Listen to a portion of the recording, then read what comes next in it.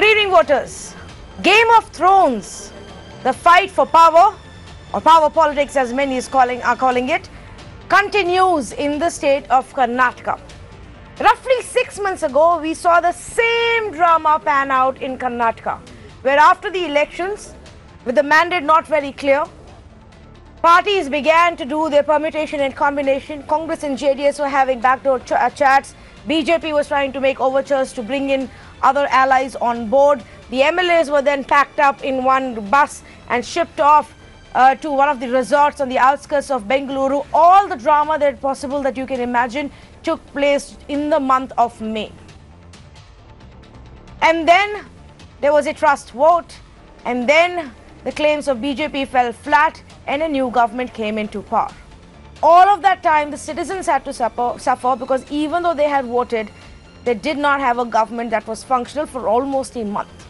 6 months later, same situation seems to be brewing yet again. There are a few Congress MLAs from Karnataka who for some reason are in Mumbai for the last several days, holed up in one resort. News reports suggest they may be meeting the local BJP leaders here.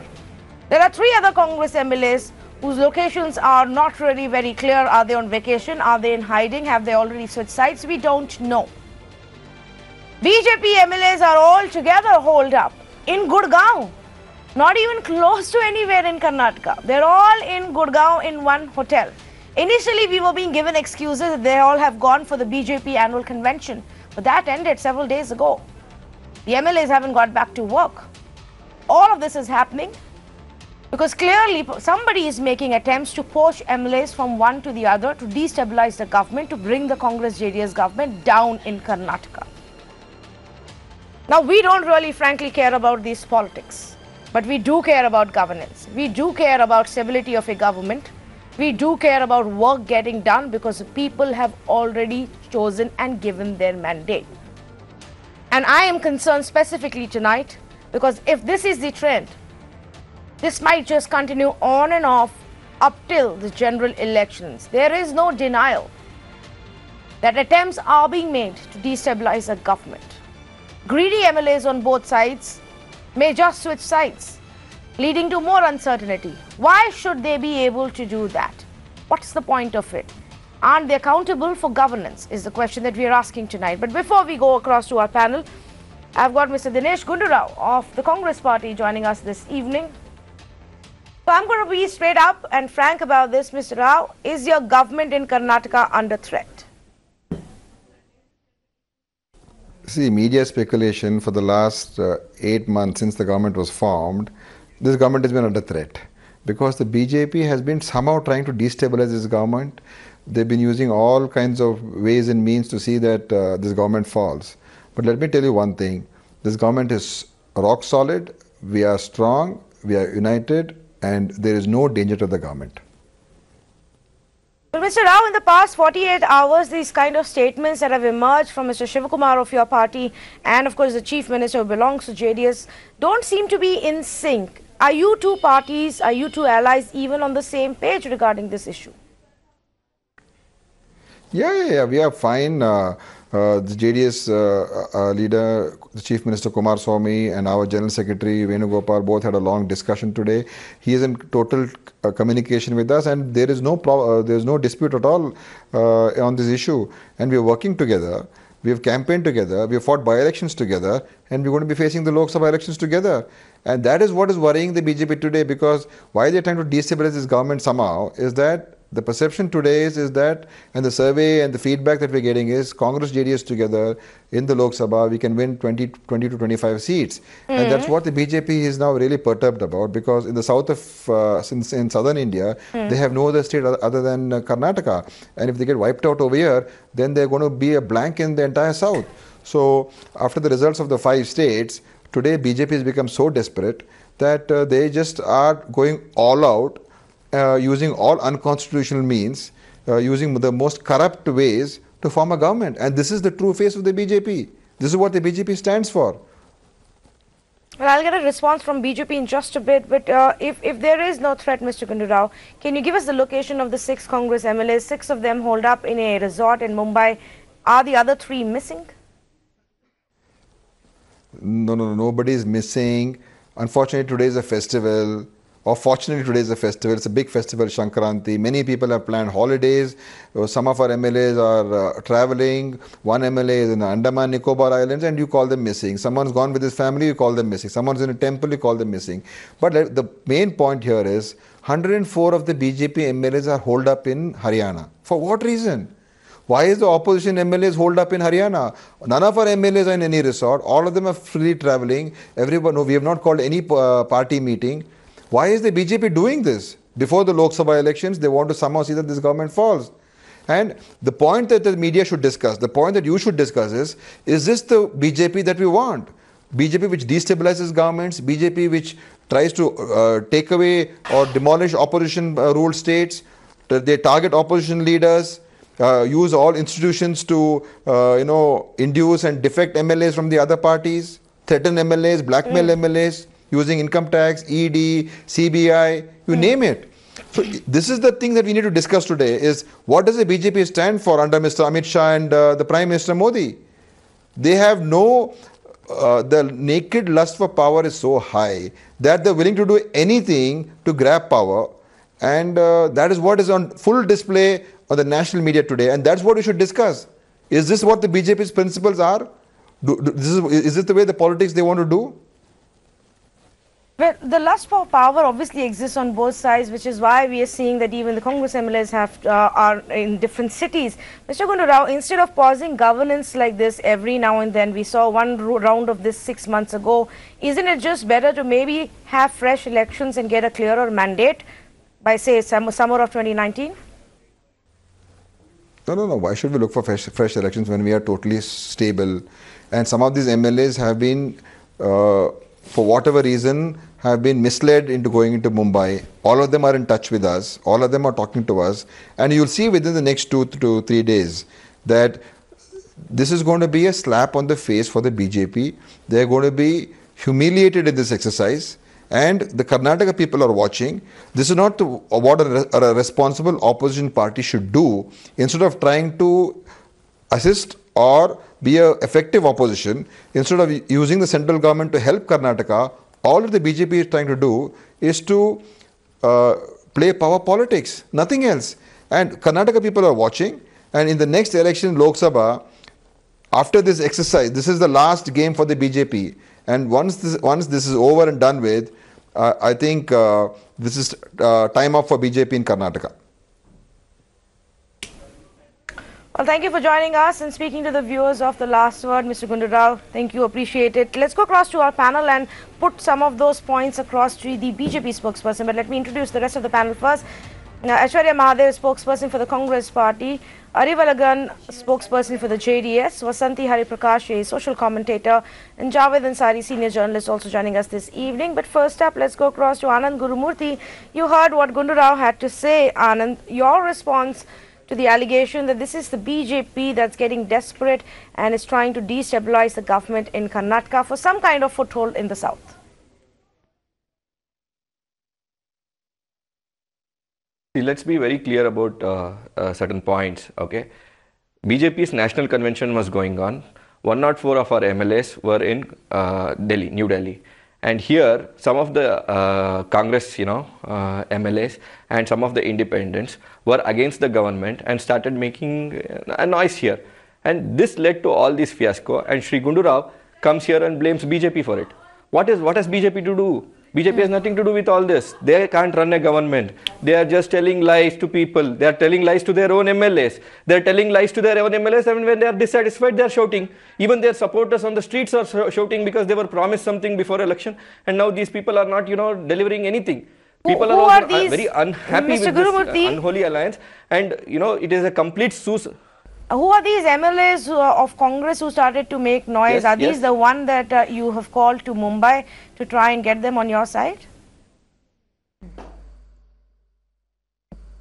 Nobody has called anybody to Mumbai. It has been continuously, seen from the past 6 months. So many MLAs, they have voiced their opinion against the CM, against the, Congress leaders. Everybody who was unhappy with the ministerial berths made a lot of noise in media. Those are the MLAs we are talking about. They are the ones who are speaking. And now they come here and boldly blame BJP. What has BJP to do with this? We just had our national convention. All our MLAs were there. Why do they have to blame BJP for the suicide of their coalition? It's a suicide of their coalition because they are not sticking to the promise. Okay. They are not delivering what they have to deliver to the people, and their own Yes, MLAs Aishwarya is all set to respond to you, but before I go across to her for a rebuttal, Aishwarya, just give me 30 more seconds. I just want to understand from Anand Gurumurthy, the BJP annual convention ended on Sunday evening. Even if they wanted to relax, maybe roam around, tourist this town of or the NCR region, that was all of Monday, which was yesterday. It's Tuesday evening now. Are all the BJP MLAs now back to their constituencies in Karnataka? No, they're still there. Why is that? Hello? Yes, why is that, Mr. Gurumurthy? Why is that? They should not have any discussions. They cannot have discussions. We have our general elections coming in. They should not have any discussions. They are having their meetings. They are having their discussions. They are having their constituency level discussions. They are doing those things. We are not, doing something related to what Congress and JDS is doing. We are just interested in taking our country forward, and that's why the discussions are happening. And all our MLAs are holding their discussions with the national team, and they'll be back soon. Okay, all right. Yes, Aishwarya Mahadev, your response to what the BJP is saying right now? Tanvi, I think that the BJP spokesperson is grossly misinformed or is now trying to mislead the people, because if you look at the press today, Mr. Yediyurappa and BJP leadership has said we are all in Gurugram because we face a threat. Also, the second thing, and they've also categorically spoken about the fact that the MLAs are being kept under lock and key because they think poaching is going to happen, while they also want to institute Operation Kamla. And the second thing he said, the BJP has nothing to do with this. The Congress and the JDS have their problems and are blaming us. No, Tanvi, this is something, again, he's trying to mislead us, because from the day that the Congress JDS combine came into power in the state, that the BJP under Mr. Yediyurappa has categorically tried to and displace us from power. There are recordings on the floor of the house in the Vidhan Sauda itself, where Mr. Yediyurappa has been seen speaking about how the people should move. Also, Mr. Dinesh Gundura, who spoke to you previously, had filed a complaint with the IT and ED saying your officers are threatening my MLAs of raids if they do not move to the BJP. So you realize there's a lot of institutions in cahoots here, and the BJP is actively trying to destabilize us. And no discussion about Lok Sabha whatsoever, because Mr. Yediyurappa has been coming out to the press and talking about why they're all holed up in Gurugram. The BJP talks about Kranti on Makara Shankranti, while all of them are holed up on their own New Year in Gurugram for the fear of what is happening. And this is the problem that we have. Stop lying to the people, Mr. Anand Gurumurthy, and I believe it's about time that the BJP comes out and tells us what exactly its intentions are, which is unconstitutional means of usurping power, of course. Okay, now so tell me something, Aishwarya. Either you don't have a control over your own MLAs and now are struggling to bring them back from Mumbai or wherever else they seem to be vacationing, or you are also reaching out to the BJP MLAs, which is why they are hiding in Gurugram. So isn't the Congress equally responsible and participant in these kind of power politics? No, I don't believe so, Tanvi, because this is not something that has been happening now. From the minute that the BJP did come in with 104 MLAs, there are a lot of MLAs on that side that have been reaching out to us. And which is also why that the BJP believed under this circumstance, while they wanted to have this sort to try and usurp power from us, that they also wanted to keep their flock together. The Congress and the JDS were both combined in talks with BJP MLAs for a while now, not in order to anything except they wanted to move to us. We're not accused this. I don't believe it's the same. It's not in the same plane. But the second most important thing is that the party for them to move to your party is out of genuine interest. That they're in order. For them to move to your party and your alliance is out of genuine interest. But if it is Congress MLAs wanting to abandon the coalition and go, otherwise it's poaching and it's intentional move to destabilize the government. There is a difference of standard here. Not, Tanvi.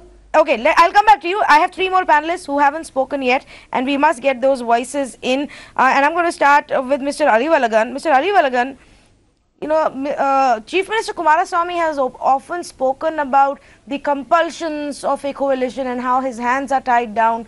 Do you think this is another one of those instances where rather than focusing on governance, everybody is just trying to usurp power and keep the chair? The downside of a coalition. To be very clear, since it's a coalition government, definitely there will be small differences between two parties. Whatever it is will be solving out. And the dirty politics which is played by BJP today and fast 1 week, definitely within 2 days it will be coming to a very good climax, where BJP will be the villain in this. And moreover, this is going to be even villain for BJP for coming Lok Sabha election, which is around the corner. And moreover, instead of being the strong opposition party, just imagine they have taken around 104 MLAs and keeping in them in North India around 3 degrees centigrade. It's a great punishment for almost all the MLAs of BJP. And now the step what they have taken now you think in it's a great Karnataka, punishment? definitely it is a. I think it's a great paid vacation. I don't know if it is at the cost of the state government or if it is at the cost of the BJP, but I think it's a great vacation they're having, although they could have chosen a better place because, I mean, frankly, during winters, Gurugram is just a toxic chamber and they're all breathing that air now. It is a great punishment. Why? Because you could have How is staying in a resort a great punishment? Where it is in North India, it has come to 3 degrees centigrade. Okay. The fact of the matter is... No, madam, temperature plays very important role. And moreover... yes, go ahead, please. Yes, madam. And moreover, it's very clear the coalition government, we are stable and 100% will be completing the 5 full terms. There is no doubt of it. And it's very clear, almost all the JDS Supremo as well as even the Congress leaders, they made it very clear. And around 4 to 5 I know you, Mr. Arivalagan and Aishwarya want to show this picture that your government is very stable. Fact of the matter is 2 independents have already switched sides. Fact of the matter is that there are 3 Congress MLAs still in Mumbai at a resort. They've been here for 2 days now. When Mr. Gundu Rao was talking, he alluded to the fact that they have been... Just imagine 13 days back he was a minister. Yes. 13 days back he was a minister. He was even district in charge minister. He has taken all the advantages in the government and he just blames today that his constituency no development. Just that doesn't, you can now sit and complain and criticize him for his actions. Fact of the matter is they were backing you, now they're not backing you. Fact of the matter is there are 3 Congress MLAs who are in Mumbai at the same resort. There was a former BJP MLA who was present today. Gundu Rao himself told us that they were at one point of time misled, though there is no worry now. So your own ally MLAs are also interested in reaching out to the other side and having a conversation with them, Mr. Arivalagan. Instead of focusing the citizens' voice. Exactly. Instead of focusing on governance and citizens, look what you all are doing. So let me get in Vasanti Hariprakash. Vasanti, what is it that you would like the politicians to be instead doing rather than all of this power politics? It is not the question of me liking. Let me just say that sitting in your studios here in Bangalore, as a Bangalorean, just how touching it is to listen to this conversation between the 3 different parties. You know, especially Mr. Arivalagan's concern about somebody at 3 degrees Celsius is so touching. Please don't worry. There is something called central heating in all these hotels. Ask what the heat all of us are facing as voters. First of all, Tanvi, I believe that every party, every ministry from now on should have something called an FP ministry, which is exclusively flock protection ministry. Because that's what every party seems to be doing. Can you just imagine, okay, fine, we come from a state where drama is part of the name, but do we deserve this sort of a nataka that is thrust on us voters every single time? It's a joke that's thrown at us and it's not funny anymore. I can tell you the number of things that are pressing for Karnataka at this moment. The pace of job creation is among the lowest in India. There is also female workforce labor participation which is low. In Bangalore, trash is overflowing. 4,000, probably 4,500 tons of waste daily. We are waiting for a policy about how garbage and waste disposal. Nobody cares. A few days back, I actually wrote a blog saying bare, minimum government, bare minimum governance. There is no accountability. Does any of these parties, do any of these three parties have any idea that citizen anger is just riding its high? Some of the things which I actually put out on my Facebook saying, what are you actually feeling? Have you actually given up? You should just see some of these responses. Somebody said, okay, what about those poached MLAs? Just auction them. Maybe this is IPL time in Karnataka politics. Yes. Someone says it's not poached. Probably they should be hard-boiled. This is the kind of thing. Does anybody care? There's no commitment, no integrity. There is absolutely... What are we to do as voters? Like, vote it, shut it, forget it? Is this what it is? Yes, absolutely. In fact, Vasanthi, I remember... None of these parties is anything accountable to the voter of Karnataka. Absolutely. In fact, I remember just on the counting day, we had one of the other citizen voices, Danish Ali, was on the show, and he said, I was standing in the queue for voting and I was confused who to vote for because all of them had changed their parties so often in the last few years. Whoever was the Congress candidate is now the JDS candidate and was within the JDS as the BJP, and that seems to be continuing even post the election. They're all trying to go from one party to the other party just for want of some money. All that matters to politicians in this country is money. Well, I can tell you this much. Yes. Well, I can tell you this much, that in May, I was wearing the journalist hat because as an independent journalist, I was traveling 11 districts of Karnataka for the elections, covering and reporting on the elections, and people were looking for just one party who would actually deliver the goods. And the kind of drama that followed, we all know. And the kind of intentions with which this coalition was formed, that also is not lost on us. At the same time, that you have been now given a responsibility to run the government. There is a people's mandate working. Just where is it all heading? The point is, can everybody just bury the differences? We all know this is election season. This drama is being played out for a reason. But at the same time, this is not the way you take our vote and our mandate for granted. Okay. None of these. I know Anand Gurumurthy wants to respond. I can tell you that it's just so, it's out on the streets. Yes, but one of our panelists hasn't spoken yet. So Anand, just give me a few more minutes and I will come back to you and you can then respond to what Vasanthi was saying. Javed Ansari, good evening to you. Thank you for patiently waiting. What's your own view of these developments that have taken place in the past couple of days, and do you anticipate more of these situations in the run-up to the general elections?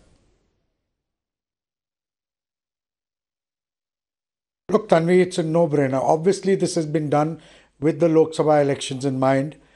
The BJP hopes to destabilize this government ahead of the elections for two reasons. One, it will buttress their claim that coalitions are inherently unstable. Therefore, people should not vote for coalitions or alliances, but vote for a single party, Mazboot Sarkar. The Prime Minister said as much at the National Convention on Sunday. Second, the Karnataka is the only state in South India where the BJP has a foothold. Otherwise, South India is, as far as South India is concerned, they are not much of a draw. So they would like to destabilize this government and come to power ahead of the election so that they can leverage that. Second, they hope that once the JDS Congress government falls, this alliance will come apart and the BJP will then have it easy in the Lok Sabha elections.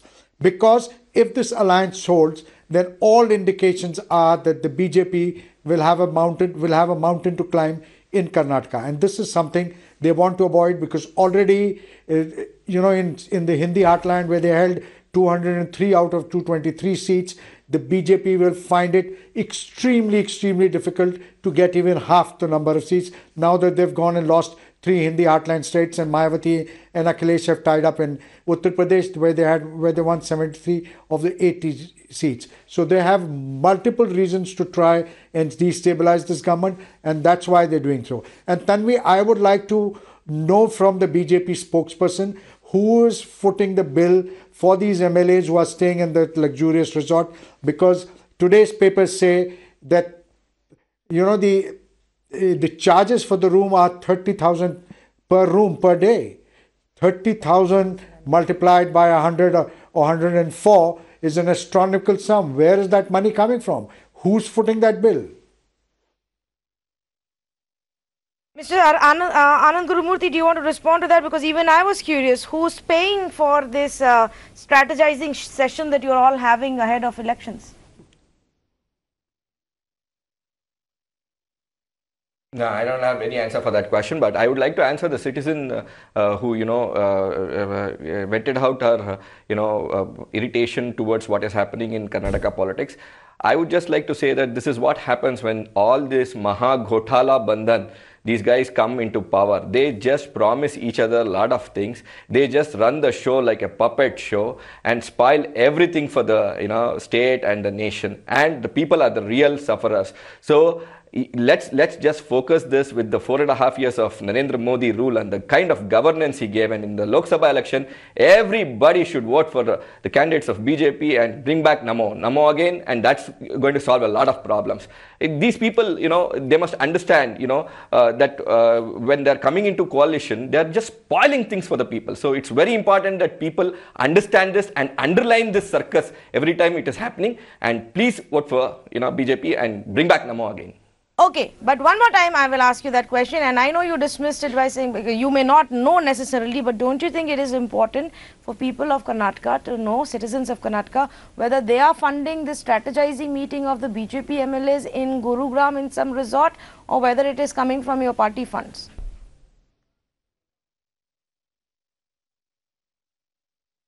No, see, each MLA would have, individually funded his own this thing, so that is left to them. I find that very, very hard to believe that each MLA is actually funding his travel back and forth, the stay there and the food, while you strategize about whatever it is that you want to do in your constituencies. Can an MLA fund his own? Couldn't these MLAs do it in somewhere in Karnataka? Don't you have any location in Karnataka to do this? Why did you have to go all the way to Gurugram to do this? They had gone there for a national... Yes, that national convention was on Saturday and Sunday. It ended. Mr. Amit Shah spoke, the Prime Minister spoke. They gave you all that you had to do for the coming year, what the focus is. I really don't understand why the MLAs have to take 2 more days out, sitting in Gurugram, not even in their own state, working for the people in their own state. Today our country... Yes, I'll answer that, Tanvi. I understood your question. See, let me tell you, in Karnataka, session is held in Bangalore for one session and one session is held in Belgaum. What is the reason? Ours is a vast country. There are many reasons why things are happening in different parts of the country. We are well connected. Everything, cannot be like in one place, and everything cannot be decided why it is, everything can be questioned, saying why it is done here and not here. But you have to understand, all the 104 MLAs were there for the national convention and they continued their meeting. Okay, I will leave it for the viewers to decide if they actually buy this argument that their meeting. All the BJP MLAs, 104 you are BJP just connecting MLAs, the wrong dots. Please understand. I think these are very obvious dots to connect, Mr. Anand Gurumurthy, but let the viewer decide. They're also smart enough to know whether the 104 BJP MLAs have been locked in, holed up in one place so that out of fear that somebody else will poach them, or whether it is being done because you genuinely want to discuss the strategy for Karnataka for the next several years. Aishwarya, a lot of our panelists are raising hands. I'm going to go across to Aishwarya. Aishwarya, same question to you. What are 3 of your MLAs doing in Mumbai for so many days now?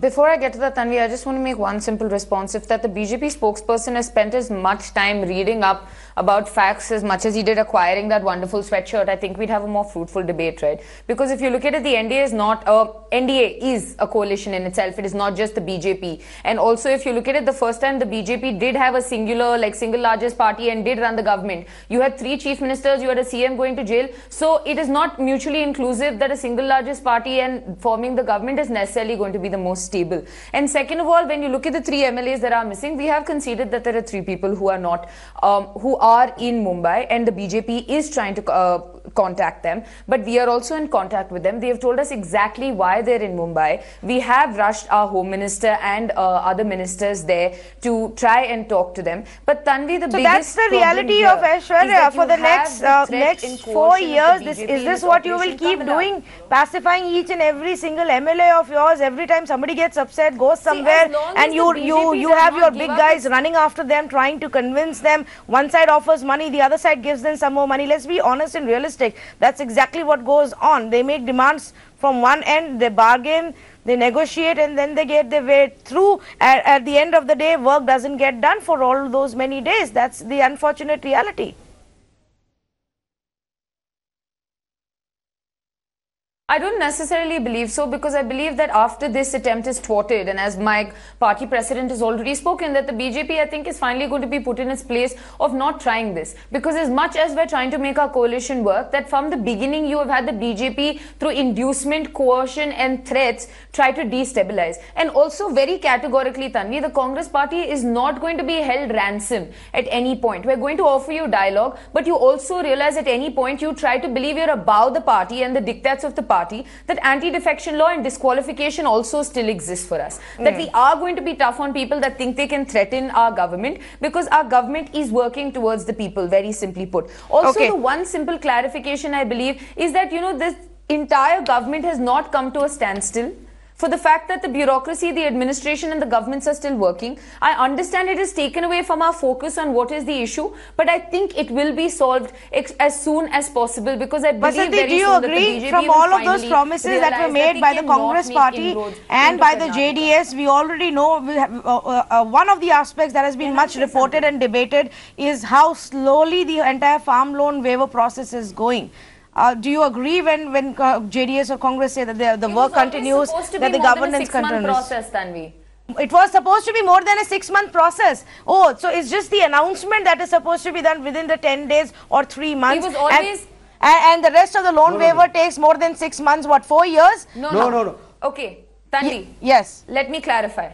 Let me clarify. No. There are more than 28 lakh farmers who are going to benefit from this waiver. This is supposed to be phased out. Mr. Manish Modgil has come up with a software which even the central government now wants to try and prevent duplicity and to also try and prevent any sort of like malpractice or malfeasance in this process. We have already rolled it out. As much as people say this is not called rolling it out. This is called misleading the people. Let me also tell our viewers that in the state of Punjab, where your government has now been, when you're from our commitment to the people. It is sidetracking, because you promise people it will be done immediately, and that's not happened, just like you've promised your citizens in Madhya Pradesh and Rajasthan, and you think coming out and announcing it within 10 days.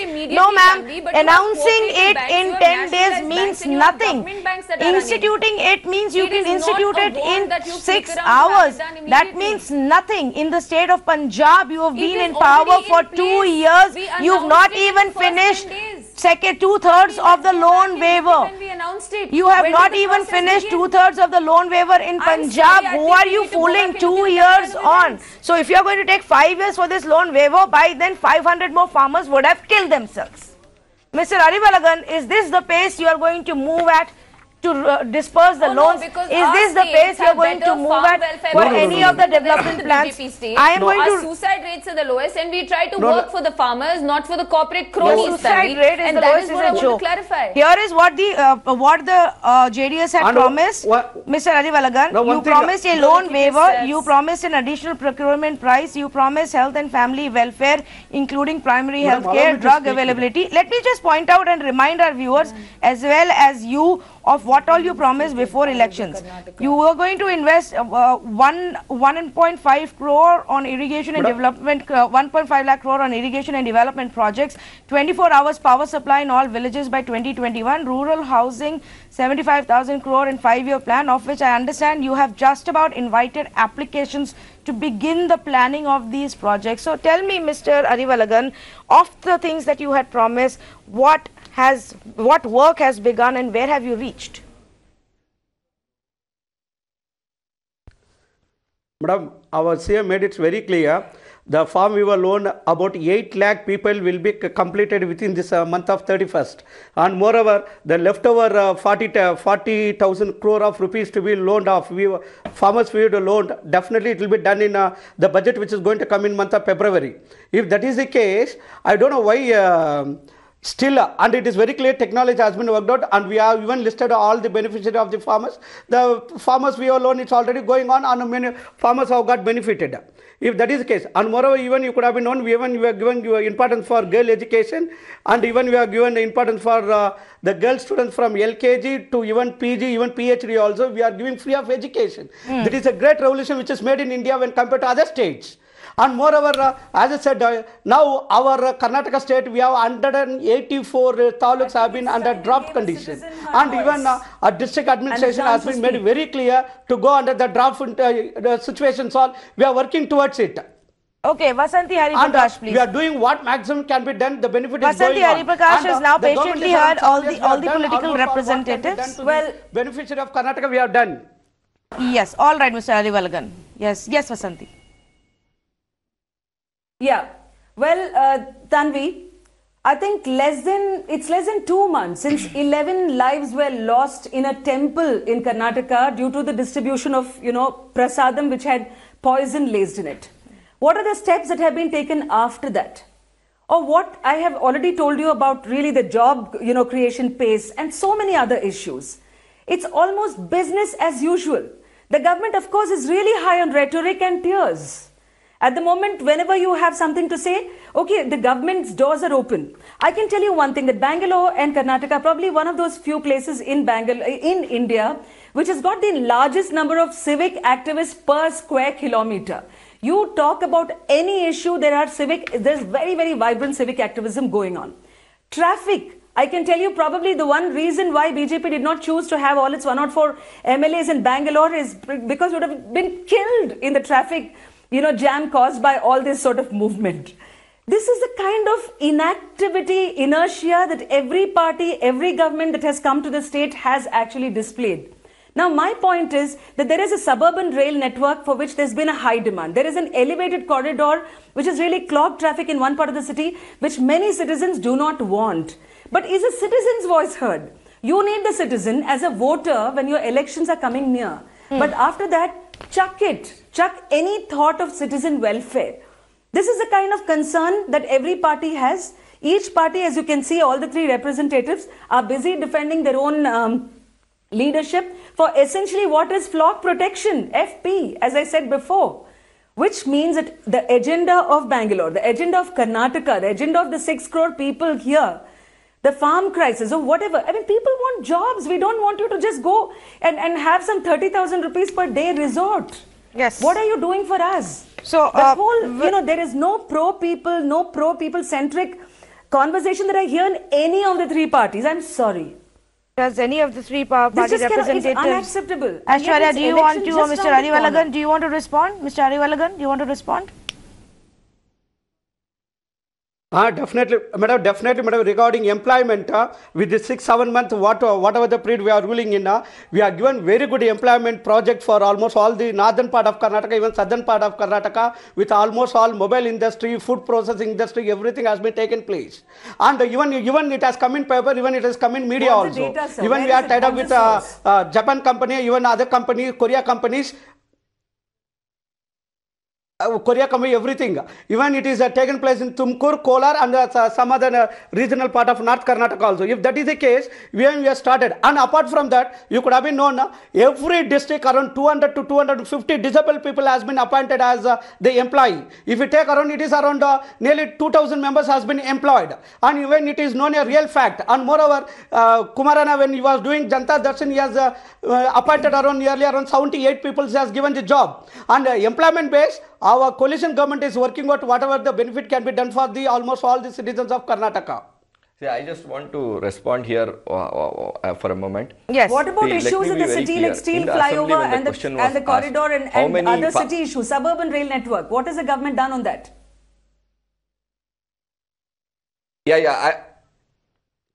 Madam, still it is under discussion. Definitely, even we have called for almost official discussion, even public discussion. And the problem, whatever it is, it will be sorted out. But the steel, the steel bridge, it's not the coalition government. It is our pending around 10 to 15 years back.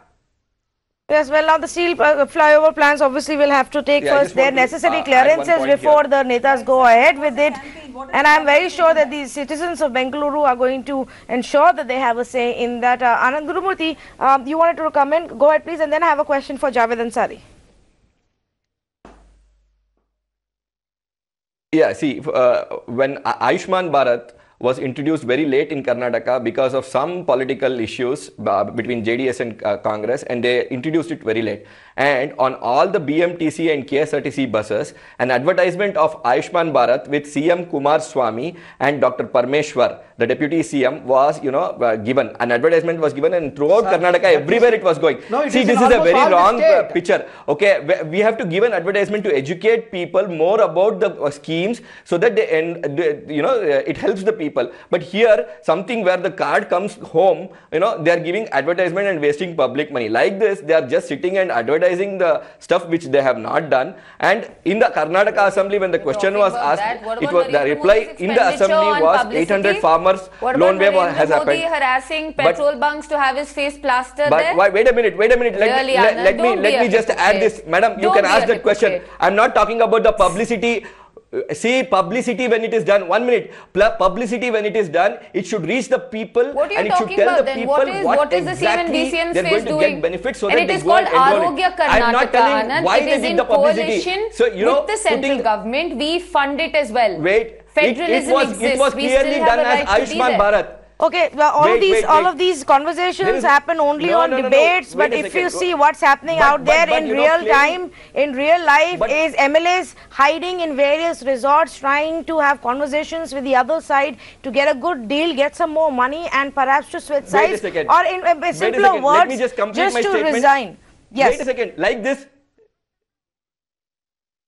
Tanvi, wait a second, please. You have to hear to me fully. See, all these schemes that were done by the central government, they're just pasting their name on it. Like that, even the suburban railways, which was pending from decades, now it has come out of the blueprint stage, and it is going to happen in the coming days. Okay. And the BJP central government is completely working on that. I'm sure the Karnataka state government will take credit. We're not worried about it. We are worried more about the citizens and their needs, and we are going to complete all these things. I have no doubt that the BJP is going to move very quickly on Ayushman Bharat. I have no doubts about that in the election year, that they are going to move very, very quickly on that scheme. That's fine. And it's a good scheme as long as people manage to benefit from it. Now, Justice Saldana is on the phone line with us. Good evening, Justice Saldana. Thank you for speaking to us here on Mirror Now.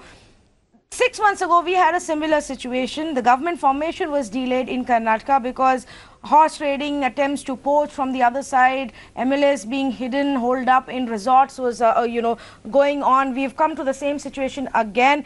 What is your own view? Should we maybe look at some kind of legislation, some kind of rule to stop this nonsense that happens, not just in Karnataka, but in several other states every now and then? Madam, I can only give you one parallel.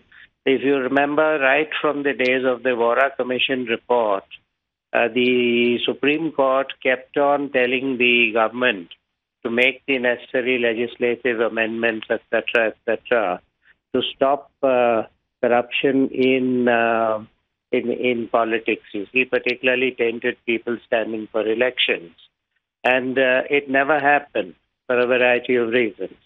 Now, similarly here, you see, we've got the anti-defection laws, but those are proved to be ineffective. Yes. And it is very, very unfortunate. It is very deplorable. And I think this type of unethical conduct has got to be stopped. Now, I just applied my mind to it, and I was wondering how this can happen. One possible solution would be, because you see, these developments are very much in the public domain, and they are very widely carried by the media, and the whole country knows about them. It has been happening again and again. Now, my view of the matter is that the courts are empowered under the Constitution to take cognizance, to take suo motu cognizance. Because if you wait for somebody to file complaints, the problem is that if the complainant is threatened or induced, then the complaint is withdrawn. Now, rather than that, it is far better for the courts to take suo motu cognizance and under the inherent powers that the High Court and the Supreme Courts possess, they could. My view is very simple. It is this: that if the persons involved, their names come out, they are also there in the media. Now, if the persons involved in destabilizing a government, Right. or if the persons involved in what you call pulling down a government. Now, for instance, you say somebody has withdrawn support. Now, the persons who induce them and the persons who do it, they should be disqualified. The courts have the powers to do that. They utter the inherent powers, saying that it is in the public interest. They should be disqualified from holding any political post Yes. or office of profit for at least 10 years. Now, this can certainly be done, and it will take effect.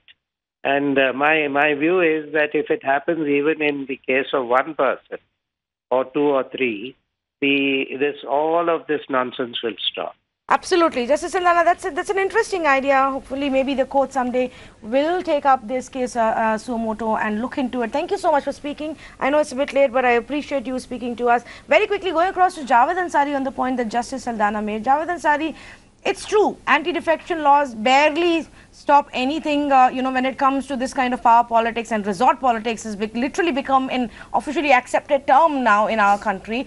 Do you think this is a better idea, that you don't just disqualify those who are attempting to change sides or defect or poach, but you ensure that they're disqualified for at least a period of 10 years?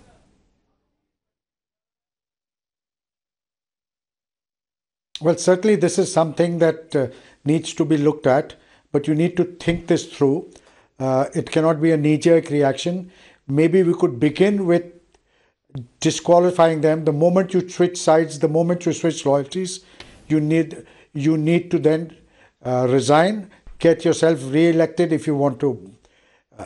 Because this business of changing sides, of defections and anti-defections, all this is becoming a bit of a joke now. Yes. And we need to, the electorate deserve better. The electorate deserve better, and their mandate, their sensitivities need to be they need to be foremost. So therefore, the moment you switch sides, you forsake your membership, and then, take it from there. All right, I'm completely out of time, but just to take up the point that Mr. Ansari said, but sometimes even that doesn't work. For example, in a scenario in Karnataka right now, you won't even have to switch sides. You probably just need 13 or 14 of MLAs from the Congress JDS combined to simply resign. That will lead to a reduction in the total House strength. And with the added support of the two independents that the BJP has got now, they will be well beyond the halfway mark, or they will be at the magic number of 106 then. So you avoid the anti-defection because you simply resign, and the different party gets a chance. Either which ways, this drama will continue now. It's not going to end anytime soon. Unfortunately, we don't have any existing laws that can put an end to this kind of resort politics or power politics. Like Javed Ansari was saying, perhaps one of the things is that the voters have to become smarter about it. If the people today who are hiding in Mumbai or elsewhere because they want to switch sides come to you to ask for your vote next time, remind them of how they changed their loyalties just for the want of a little money, or wanted to change loyalties, and tell them they don't deserve your vote. Because people who run after money, politicians who time and again only run after money and more power do not deserve our vote. And it's only then that they will realize that the voter is going to remember and will choose smartly the next time. Thank you so much for joining us on this debate. Before we wrap up, let me also remind you that there is a new TRAI tariff order that will be implemented from 1st of February. It gives you the power, the viewer, the power to choose what you want to watch and pay only for that. So to keep watching The Last Word here on Mirror Now, call your cable or DTH operator and get Times Network Value Pack. Complete your TV viewing experience with the best of Hollywood entertainment and news. Get the Times Network Value Pack at just Rs. 13. Ask your cable or DTH provider now.